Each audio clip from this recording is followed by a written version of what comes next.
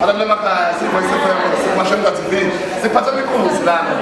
siphansi kwadlala kwamashu njengoba kade sisakazela khona kusukela ngo-12 emini kuze kube manje sisekhona la kadlala siphatha imikhosi yamaviyo kade sibonga ngokugcwetha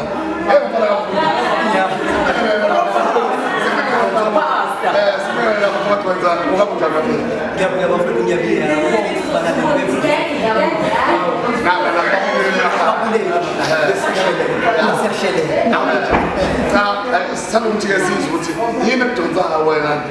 kwathiwa nani nabo umuntu wakhe asize badlala kungabe yini le ekudonsile athi nami ngizoba yingxenye yalapho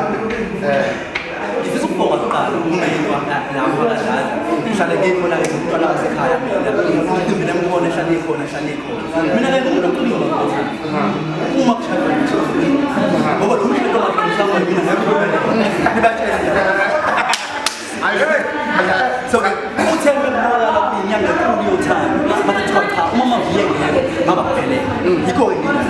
bafethu cela ukudlulisa lokhu umsinkomo senami ngiyabela estage sekalumnyama ngakho nesiyethethelisayo wethu siyabona nani usebenza nabaculi lana abaningi njengengeke ngabona ukuthi abasebenza nayo ngoba nami lo sasebenza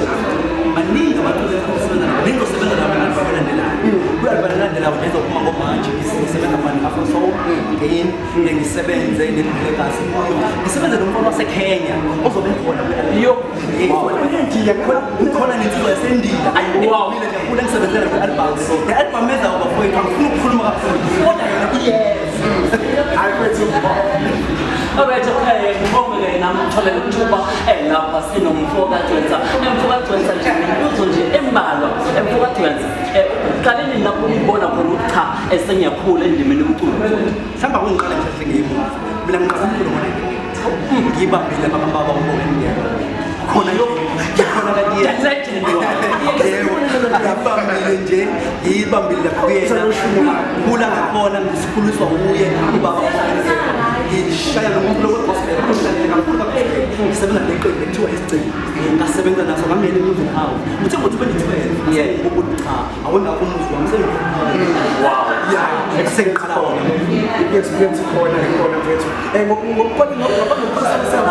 sale nje lama yellow bone sale nje ngabanye abaculi abaningi si-Voice FM kanye nesiyashekela TV sake sinje ake sibonge kakhulu sikubonile into yenzile abalandeli ubaba ngiyabona futhi wena awuthemba ukuthi wena awunanani lama abalandeli bami nje umuntu wabo bonke abantu ngoba kusingena stage ujabulisa wonke ngicela ukubuza la inyanga yothando ngamanje ababuze baze emakhaya abalaleli nizo babukele nizo first babuze Dwenza udulile usaba inkuzi ufundisa usuka phakathi kwaphethe mina ngisebenza kakhulu nawe kakhulu njengoba ngu-DJ Macala namhlanje ngibuya lapha ekutheni kade awusishele